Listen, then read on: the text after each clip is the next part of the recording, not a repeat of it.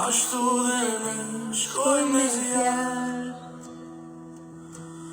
shpirti Ster dhe opan, Zotit të bekov, paqja dhe gëzimin Zotit me ty dhe familjen tënde.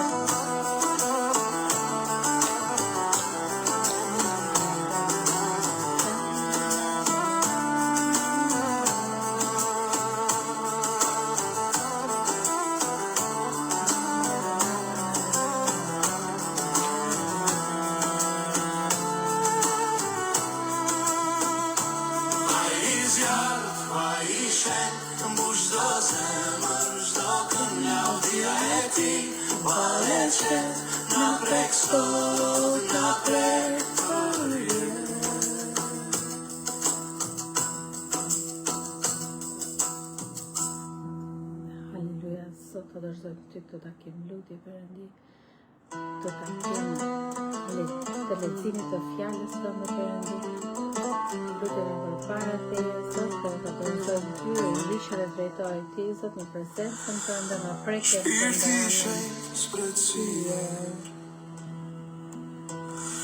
fryma e ti, shpirtin më ngren, I lirë, mister dhe vla, Zotit të bekov, nga thyen, liria vjen. Vaj I zjarrt, vaj I shenjtë, mbush çdo zemër, çdo kënd laudhja e ti, vale qetë, na prek sot, na prek përjet.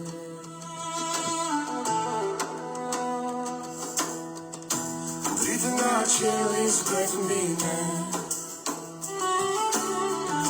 shpresë në zemra mbizet lehtë, sëriti si ujë që vjen. O shpirt, këndo për të,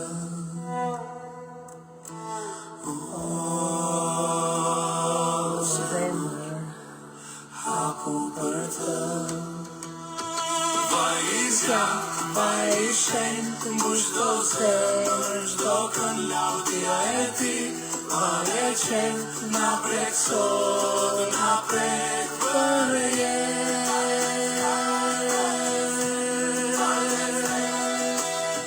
Si mali që prek krehet lart, ashtu dhe ne shkojmë me zjarr, Mikele, mister dhe Zotit të bekov, shpirti paqja dhe gëzimi Zotit në ju, në familjen tuaj, në jetën tuaj. Ja e Zotit mister dhe motër, po shumë bekim është kjo tonë. Është kaq bekim të adhurojmë Zotit së bashku në këtë tonë kaq të bekuara. Amen, lavdi Zotit. Halleluja.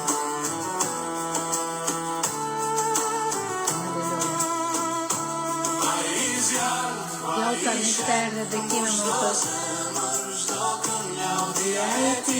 vale qetë, na prek sot, na prek përjet. Halleluja, halleluja. Po, amen, motër Luli, po, zemër këndo për jetë për Jezusin. Halleluja, halleluja, halleluja, halleluja. Halleluja. Halleluja, të dashur motra dhe vëllezër. Paqja e Zotit qoftë me secilin prej jush. Ju uroj mirëseardhje në këtë kohë të bekuar të leximit dhe meditimit të fjalës së Perëndis. Jemi mirënjohës për të gjithë ju që jeni live në këtë moment, ju përshëndesim me dashuri, por edhe ata që do ta dëgjojnë më vonë këtë lexim dhe këtë live. Sot do të ndalemi në Eksodin, në librin e Eksodit, në kapitujt 1 dhe 2, zanafillën e mbaruam, si dhe në Ungjillin e Mateut, kapitulli 14. do të shikojmë se si Perëndia vepron e heshti për të shpëtuar dhe si ai përgatit planin për çlirimin. Dhe si Jezusi na thërrej të kemi besim me stuhive, le të përgatisim pra zemrat tona tani përpara Zotit. O Atë Qiellor, faleminderit për këtë moment hiri që na ke dhënë për të hapur fjalën tënde. Ashtu siç ishe me popullin tënd në Egjipt dhe me Jezusin në mes të turmave dhe dallgëve, eja dhe me ne sot. Hapi mendjet tona për të na kuptuar, që ne të kuptojmë veprat e tua, dhe zemrat tona hapi të lutem që të besojnë edhe kur frika na rrethon. Dhe të lutemi na udhëhiq me anë të frymës tënde të shenjtë në çdo varg që do lexojmë. Në emrin e Jezus Krishtit ne lutemi dhe themi amen. Tani e hapim së bashku Biblën tek libri i Eksodit në kapitullin 1, shtimi i madh i bijve të Izraelit në Egjipt. Këta janë emrat e bijve të Izraelit që erdhën në Egjipt me Jakobin, secili prej tyre erdhi me familjen e tij. Rubeni, Simeoni, Levi dhe Juda, Isakari, Zabuloni dhe Benjamini, Dani, Neftali, Gadi dhe Asheri. Tërë njerëzit që kishin dalë nga gjaku i Jakobit arrinin 70 veta. Jozefi ndodhej tashmë në Egjipt. Pastaj Jozefi vdiq dhe po ashtu vdiqën tërë vëllezërit e tij dhe i gjitha i brez, dhe bijtë e Izraelit qenë frutdhënës, u shumëzuan fort dhe u bën të shumët. U bën jashtëzakonisht të fortë dhe vendi u mbush me ta. Por doli në Egjipt një mbret i ri që nuk e kishte njohur Jozefin. Ai tha popullit të tij: "Ja, populli i bijve të Izraelit është më i shumët dhe më i fortë se ne." Shtypja e Izraelitëve nga ana e faraonit. Të përdorin pra dinakëri ndaj tyre me qëllim që të mos shumëzohen, në rast lufte të mos bashkohen me armiqtan dhe të luftojnë kundër nesh dhe pastaj të largohen nga vendi. Vun pra krye intendent të punimeve mbi ta me qëllim që t'i shtypnin me angarit e tyre. Kështu ata i ndërtuan faraonit qytetet, depozit, Pitom dhe Ramses. Por sa më tepër i shtypnin, aq më shumë shtoheshin dhe përhapeshin, prandaj egjiptasit arritën të kenë shumë frikë nga bijtë e Izraelit. Mirëser dhe feqërie, Zoti do bekoft, jemi duke lexuar nga Bibla në Eksodin, kapitulli 1, jemi në vargun 13. Dhe egjiptasit i detyruan bijtë e Izraelit të shërbenin me ashpërsi dhe u anëzin jetën me skllavëri të vrash, duke i futur në punimin e argjiles dhe të tullave, si dhe në çdo lloj pune are i detyronin t'i bënin këto punë me shumë ashpërsi. Faraoni kërkon të shfaros popullin e Izraelit. Mbreti i Egjiptit u foli dhe mambinve hebre, nga të cilat njëra quhej Shifra dhe tjetra Puah, dhe u tha: "Kur do të ndihmoni gratë hebreja të lindin dhe t'i shihni të ulura në ndënjësin e lindjes, në rast se fëmia është mashkull, vriteni, po t'jetë femër, lëreni të jetojë." Por mamit patën frikë nga Perëndia dhe nuk bën ashtu siç i kishte urdhëruar mbreti i Egjiptit, por i lanë të gjallë fëmijët meshkuj. Atëherë mbreti i Egjiptit thirrri mamit dhe u tha: "Pse e bët këtë dhe i la të gjallë meshkujt?" Mamit ju përgjigjën faraonit: "Sepse gratë hebreje nuk janë si gratë egjiptase, ato janë të fuqishme dhe lindin para se t'u verë mamia pranë. Dhe Perëndia u bëri të mirë këtyre mamive dhe populli u shtua dhe u bë jashtëzakonisht i fortë."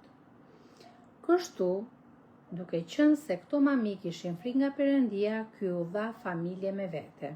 Atëherë faraoni i dha këtë urdhër tërë popullit të tij, duke thënë: "Çdo mashkull që lind hidheni në lum, por lini gjallë tërë femrat." Amen. Shohim së bashku tani vargun kyç të Eksodit të parë, përmbledhjen, mësimet edhe një lutje të shkurtër duke medituar së bashku. Vargu kyç të Eksodit 1 është vargu 12, sa më shumë i shtypnin, aq më shumë shumoheshin dhe përhapeshin. Përmbledhja e kapitullit të parë të Eksodit hap historinë e çlirimit duke treguar se si pasardhësit e Jakobit u shumuan shumë në Egjipt. Rritja e tyre shkaktoi frikë te faraoni, i cili vendosi t'i shtypte përmes punës së rëndë dhe ligjeve mizore. Megjithatë, përkundër shtypjes, populli Perëndis vazhdoi të rritej, duke treguar se bekimi i Zotit nuk mund të ndalet nga fuqia njerëzore. Bindja e mamive ndaj Perëndis shpëtoi jetë dhe u bë një akt guximi dhe besimi. 4 mësimet që nxjerrim nga kapitulli i parë i Eksodit janë: së pari, bekimi i Perëndis nuk mund të ndalet nga shtypja. Aty ku ka plan hynor, ka rritje. Mësimi numër 2, frika e njerëzve çon në padrejtësi. Faraoni veproi nga frika, jo nga e vërteta. Mësimi 3, bindja ndaj Perëndis kërkon guxim. Mamit zgjodhen të kenë frikë Perëndin, jo mbretin. Mësimi numër 4, Perëndia përdor njerëz të zakonshëm për plane të mëdha. Veprimet e vogla të besimit sjellin shpëtim. Bëjmë një lutje të shkurtër së bashku duke medituar rreth këtij kapitulli. O Zoti i çlirimit, faleminderit që ti je Perëndi që sheh dhe vepron. Kur përballemi me shtypje, frikë ose padrejtësi, ti na ndihmon të qëndrojmë besnik ndaj teje. Na jep guxim si mamit e Egjiptit dhe besim se asnjë plan njerëzor nuk do të mund të ndalë bekimin tënd. Lutemi në emrin e çmuar të Jezusit dhe themi amen. Tani hapim Biblat në kapitullin 2 të Eksodit, lindja e Mojsiut. Por një njeri i shtëpisë së Levit shkoi e mori për grua një bijë të Levit dhe gruaja u ngjis dhe lindi një bir dhe duke parë që ishte i bukur e mbajti fshehur për 3 muaj. Por kur nuk mundi ta mbante më të fshehur, mori një kanistër prej cungthi, e leu me bitum dhe katran, vendosi në të fëmijën dhe e la në kallamishte në bregun e lumit. Motra e fëmijës rrinte në një farë largësie për të mësuar se çfarë do t'i ndodhte. Por vajza e faraonit zbriti për t'u larë në lum, ndërsa shërbëtorët e saj shëtisnin buzëllumit, ajo pa kanistrën në kallamishte dhe dërgoi shërbëtorin e saj ta marrë. E hapi dhe pa fëmijën dhe ja, i vogli po qante asaj udhimës dhe tha: "Ky është një fëmijë hebre." Atëherë motra e fëmijës i tha bijës së faraonit: "A duhet të shkoj të therras një taj nga gratë hebreje që ta mënd këtë fëmijë për ty?" E bija e faraonit ju përgjigj: "Shko." Dhe vajza shkoi të therras nënën e fëmijës.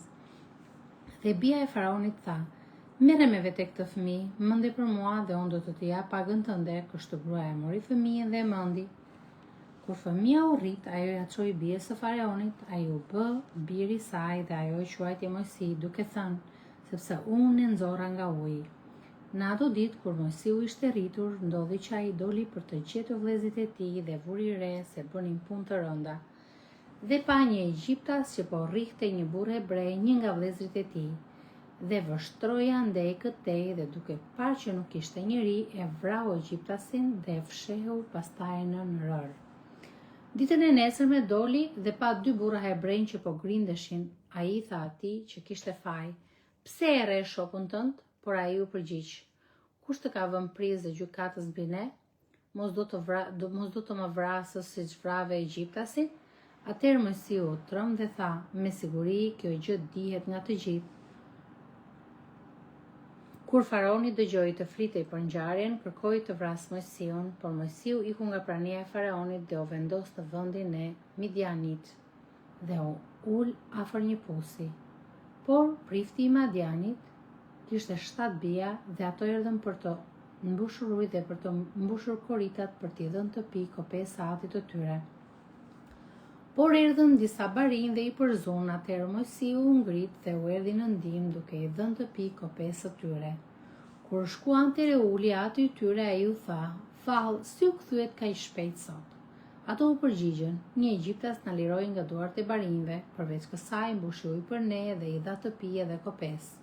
Atëherë ai u tha bijave të tij: "Po ku është ai? Pse e lat atë këtë njeri? Thirreni të vi të haj." Dhe Mojsiu pranoi të banoj tek ai njeri dhe ai i dha Mojsiut për grua bijën e tij Seforën. Pastaj u lindi një bir dhe ai e quajti Gershom, sepse tha: "Unë jam mik në dhe të huaj." Por ndodhi që mbas një kohe të gjatë vdiq mbreti i Egjiptit dhe bijtë e Izraelit të rënkonin për shkak të skllavërisë. Ata bërtitën dhe britën e atyre për shkak të skllavërisë u ngjitën deri tek Perëndia.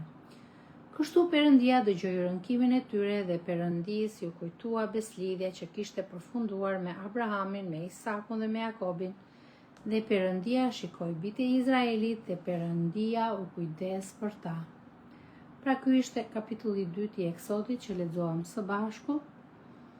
Tani shohim vargun kyç tek Eksodi 2 për mbledhjen, mësimet dhe bëjmë një lutje të shkurtër duke medituar mbi këtë kapitull. Margarita, mirëserdhë motër, Zoti të bekoft, paqja dhe gëzimi i Zotit me ty, me familjen tënde.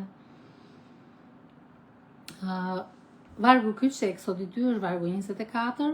Perëndia dëgjoi rënkimin e tyre dhe u kujtua për beslidhjen e tij. Haleluja. Lavdis Zotit për besnikërinë e tij që gjithmonë kujtohet për bijtë e njerëzve, për popullin e tij. Përmbledhja e kapitullit të 2 të Eksodit përshkruan lindjen dhe shpëtimin e mrekullueshëm të Mojsiut.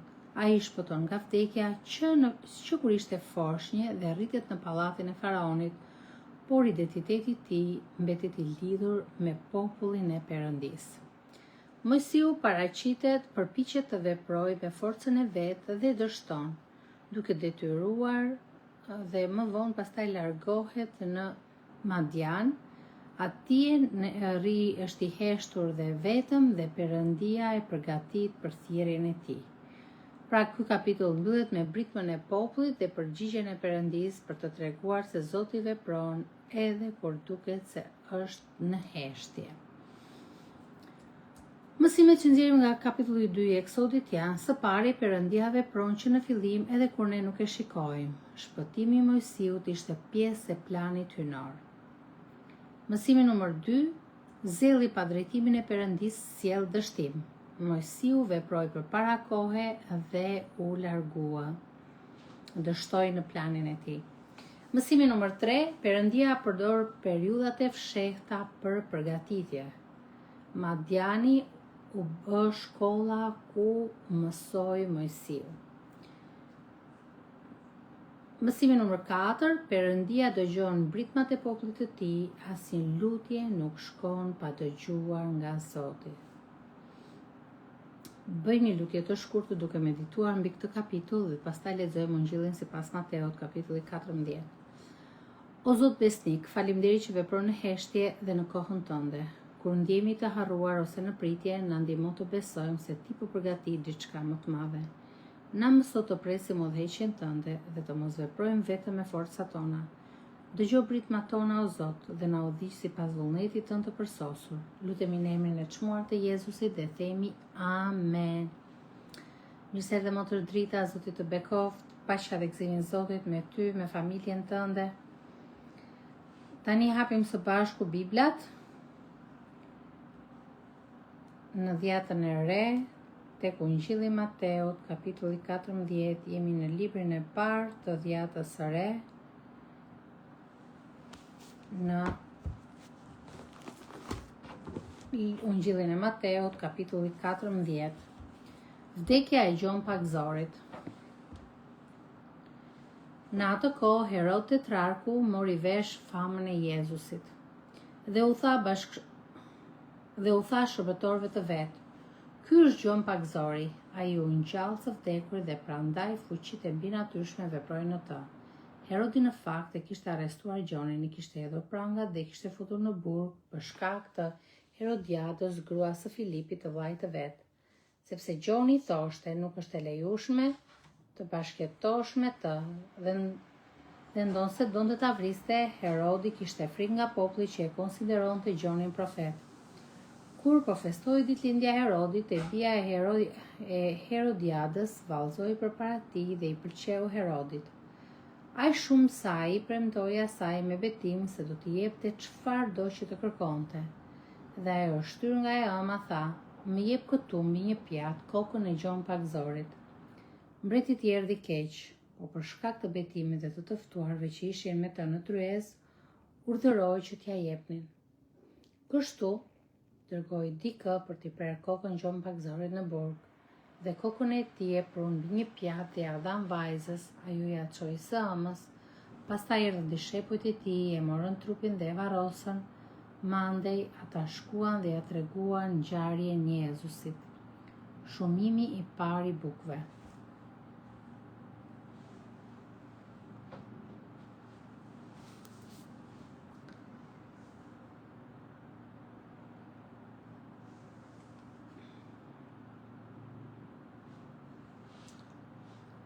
Kur Jezusi dëgjoi këto, u nis që andej me një barkë dhe u tërhoq në vetë fëmijë në një vend të shkretë, dhe turmat kur e morën vesh e ndiqnin në këmbë nga qytetet. Dhe Jezusi kur doli nga barka pa një turm të madhe, pati dhe mshuri për të dhe shëroi ata që ishin të sëmurë. Pastaj në mbrëmje dishepujt e tij u afruan dhe i thanë: "Ky vend është i shkretë dhe u bë vonë. Lejo turmat të shkojnë nëpër fshatra për të blerë ushqime." Por Jezusi u tha atyre: "Nuk është nevoja të shkojnë, u jepni juve të hanë." Dhe ata i thanë: "Ne këtu nuk kemi tjetër përveç se 5 bukë dhe 2 peshq." Dhe ai tha: "Mi sillni këtu." Atëherë i urdhëroi që turmat të ulen mbi bar, pastaj i mori 5 bukët dhe 2 peshqit, pasi i çoi syt drejt qiellit, i bekoi, i ndau bukët dhe u dha dishepujve dhe dishepujt turmave. Dhe të gjithë hëngrën dhe u ngopën, pastaj dishepujt mlodhen te prica në 12 kosha plot, dhe ata që hëngrën ishin rreth 5.000 burra, pa numëruar gratë dhe fëmijë. Jezusi ecën mbi det. Fill pas kësaj, Jezusi detyroi dishepujt e vet të hyjnë në varg dhe t'i prinë në bregun tjetër, ndërsa ai të lëshoi turmat. Mbasi nisi ato, u ngjit vetëm mbi mal për të lutur, dhe kur u ngry sa i gjendej aty i vetëm fare. Ndërkaq barka ndodhej në mes të detit dhe përplasej nga valët sepse era ishte e kundërt. Në orën e 4 të natës, Jezus shkoi drejt tyre duke ecur mbi det. Dishepujt duke parë atë që po ecte mbi det, u trembën dhe thanë: "Është një fantazëm", dhe filluan të bërtasin nga frika. Por menjëherë Jezusi u foli atyre duke thënë: "Qetësohuni, jam unë, mos keni frikë." Dhe Pietri duke u përgjigjur tha: "Zot, nëse je ti, më urdhëro të vi tek ti mbi ujëra." Ai tha: "Eja", dhe Pietri zbriti nga barka dhe eci mbi ujëra për të shkuar te Jezusi.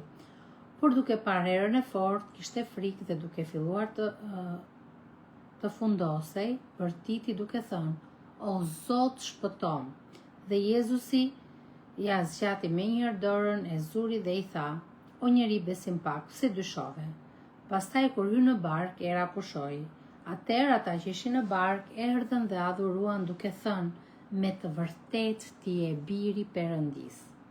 Pastaj mbasi dolën në bregun tjetër, erdhën në krahinën e Gjenesararetit. Dhe njerëzit e atij vendi sapo e njohën, e përhapën fjalën në të gjithë krahinën përreth dhe i sollën të gjithë të sëmurët, dhe ju lutën që të mund t'i preknin të paktën cepin e rrobës së tij, dhe të gjithë ata që e prekën u shëruan plotësisht.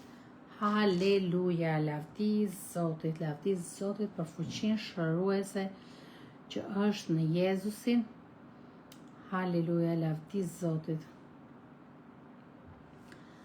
Shohim së bashku vargun kyç të Ungjillit të Mateut, kapitulli 14, është vargu 27, "Mos keni frikë, jam unë." Kur Jezusi u jep zemër dishepujve të tij që ishin në varg. Përmbledhja e kapitullit 14 të Ungjillit të Mateut na paraqet kontrastin mes frikës njerëzore dhe fuqisë së Perëndisë. Kapitulli fillon me vrasjen e gjompagzorit. Ky është një moment të dhembje dhe padrejtësie. Jezusi, edhe pse i trishtuar nga kjo vdekja e gjompagzorit, ushqen 5.000 veta, duke i treguar se dëmshuria e tij sjell bollok. Më pas ai ecën mbi ujë dhe u vjen dishepujve në mes të stuhisë, duke zbuluar autoritetin e tij mbi natyrën dhe mbi frikën. Haleluja, lavdi Zotit për madhështinë e tij, për fuqinë e tij. Haleluja. 4 mësimet që nxjerrim nga kapitulli 14 i Ungjillit sipas Mateut janë: i pari, Jezusi vepron me dëmshuri edhe kur vetë ishte në dhimbje. Ai nuk mbyllet në trishtim, por vazhdon dhe shërben. U shërbeu turmave të tërë në mal. Mësimi numër 2. Ajo që është e vogël në duart e Jezusit bëhet e mjaftueshme. 5 bukë dhe 2 peshq ushqyen turma, siç e pam. Mësimi numër 3. Besimi kërkon sy të përqendruar tek Jezusi, jo tek njohuria njerëzore, jo tek ajo çfarë shikojnë rrethanat. Pietri u mbyt kur shikoi dallgët dhe jo Jezusin. U fundos, por Zoti e shpëtoi. Mësimi 4. Prania e Jezusit largon frikën. Jam unë, është përgjigjja e tij për çdo stuhi. Pra Jezusi është pranë çdo biri dhe bie të tij në çdo situatë që ai është. Ashtu siç ishte Pietri duke u fundosur dhe Jezusi ishte aty dhe nuk e lejoi që të fundosej. Amen. Lavdi Zotit. Lutemi që sytë tanë gjithmonë të jenë te Jezusi, jo te rrethanat, jo te frika jonë njerëzore. Haleluja. Bëjmë lutje të shkurtë duke medituar rreth këtij kapitulli. Edhe nëse ndonjë motor ose vlla ka lutje, mund ta shkruaj, lutemi së bashku dhe mbyllim leximin për sot. Zot Jezus, Zoti i stuhive dhe i paqes, faleminderit që vjen tek ne edhe kur dallgët janë të forta. Kur frika na pushton, na ndihmo të dëgjojmë zërin tënd që thot, mos keni frikë se jam unë. Forcoj besimin ton dhe na mëso të mbajmë si tek ty në çdo rrethant të jetës. Lutemi në emrin e Jezusit dhe themi Amen. Haleluja. Shohim tani nëse ka lutje.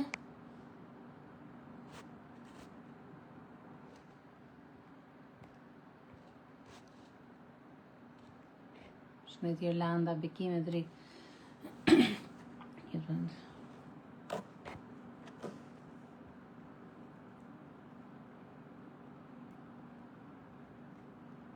Po i lirë ne për ulemi Jezusit. Nësa shikoj nuk ka lutje. Po Motër Mariana thot lutu për paqe dhe bollok. Haleluja, Zot, sillim përpara motrën tonë Marianën, familjen e saj, Perëndi i dashur.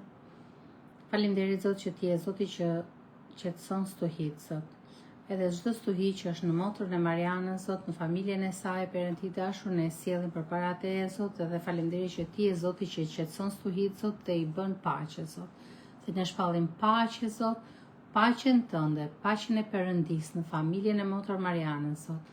Haleluja, ne ta dorëzojmë ty Marianën, familjen e saj, Zot, dhe faleminderit Zot që paqja jote i mbush plot e për plot, gëzimi jote i mbush plot e për plot, Zot, sepse ne kemi dorëzuar në duart e tua, motra jonë është përulur përpara teje, Zot, e kërkon ndërhyrjen tënde, Zot. Është duke të klithur ty, Zot, dhe faleminderit që ti e dëgjon, Zot, edhe sjell paqe dhe bollok dhe gëzim në shtëpinë e saj. Në emrin e Jezusit ne lutemi dhe themi së bashku. Amen. Me sa shof nuk ka më lutje.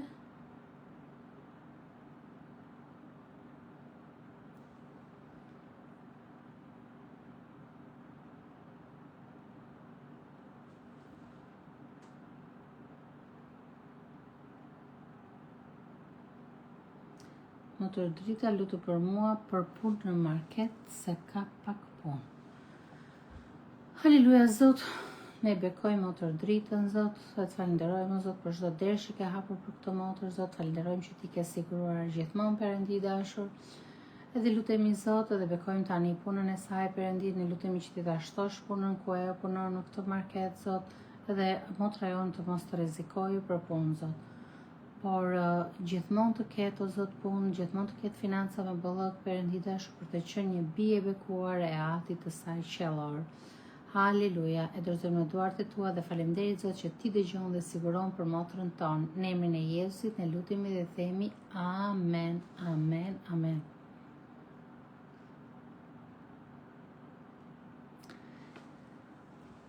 O Zot i fuqishëm dhe besnik, të falenderojmë për fjalën tënde që na kujton se ti dëgjon mbritmat e popullit tënd.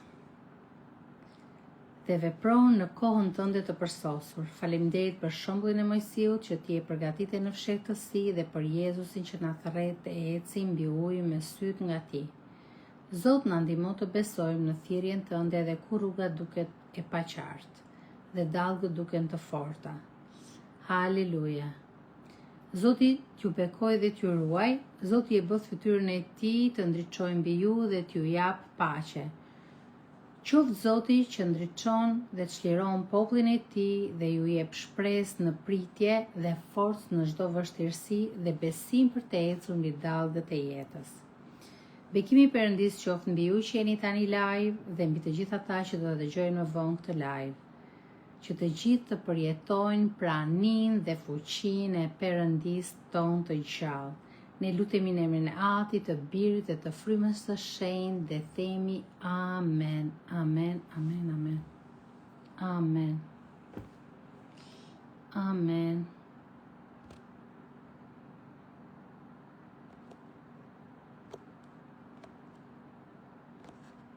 Përshëndetje motër Mimoza Bekime.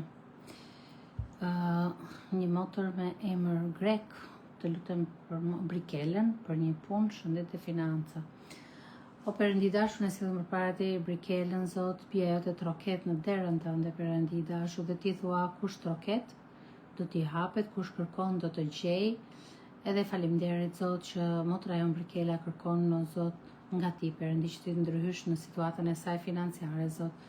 Të sigurosh punë të bekuar, Zot, të bekosh shëndetin e saj, Perëndi, që të ketë, o Zot, shëndet për të punuar, Perëndi, dashur të ketë fuqi për të punuar, Zot, të faleminderit, Zot, që ti je Zoti që i ke të gjitha bekimet për bitë tu që të rrasen ty me zemër të pastër dhe të sinqertë, Zot. Dhe faleminderit, o Zot, që financat, o Zot, do i ketë me bollok motra jon, Perëndi Brikela, o Zot, dhe asnjë gjë nuk do të mungohej, Zot. Sepse ti je Zoti që siguron, Perëndi dashur, dhe bekon bijën tënde shumë fish. Në emrin e Jezusit ne lutemi dhe themi amen. Amen. Qet është më i pjekur, nuk e kuptoj. Drita, nuk e kuptoj Drita çka ke shkruar këto më poshtë. Iliri thot lutunim për mamin tim që të dali shëndosh e mirë nga operacioni. Perëndi dashur, biri jot Iliri sjell përpara teje nënën e tij, Zot, edhe ne e bekojmë mamin e Ilirit, Zot, edhe bekojmë mjekët që do merren dhe doktorët që do merren me këtë operacion, Perëndi dashur, edhe shpallim që ky operacion është i bekuar, duart dhe mendja e doktorëve janë të bekuar, Zot. Mjekimet që do bëjnë të bashkëveprojnë për mirë në organizmin e saj, dhe shpallim që mamaja e Ilirit çdo gjë do funksionojë shumë mirë gjatë këtij operacioni, do dalë shëndoshe mirë dhe në kohë rekord ajo do restaurohet dhe rigjenerohet totalisht shëndeti i saj. Në emrin e Jezusit ne themi së bashku amen, amen, amen.